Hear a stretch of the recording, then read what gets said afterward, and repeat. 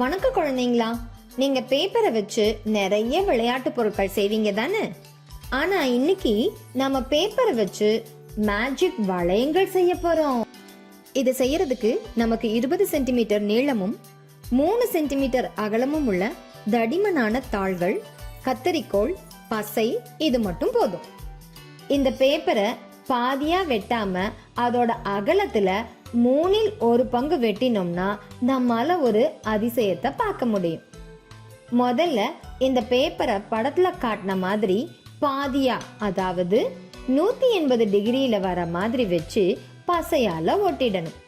இப்போ இந்த பேப்பர்ல 1/3 பகுதியை கத்தரிக்கோலால கையை எடுக்காம கடைசி வரைக்கும் வெட்டினோம்னா நமக்கு அழகான 2 வளையங்கள் கிடைக்கிறத உங்களால பார்க்க முடியும். இதுல ஒரு வளையத்தின் விட்டம் சின்னதாகவும் மற்றொரு வளையத்தின் விட்டம் பெரியதாகவும் இருக்கு, பாருங்களேன். அடுத்ததா இன்னொரு பேப்பரையும் எடுத்து 2 பாதியா வர மாதிரி, அதாவது 360 டிகிரி வர மாதிரி வச்சு பசையால ஒட்டிடணும். இப்போ இத பார்க்க 8 மாதிரி தெரியும். அடுத்து இந்த பேப்பர்ல 1/3 பகுதியை கத்தரிக்கோலால கையை எடுக்காம கடைசி வரைக்கும் வெட்டினோம்னா நமக்கு ஒரே மாதிரியான விட்டம் உள்ள அழகான 2 வளையங்கள் கிடைக்கும். இதுல ஒரு வளையம் அகலத்துல பெரியதாகவும் இன்னொரு வளையம் அகலத்துல குறைவாகவும் இருக்கு.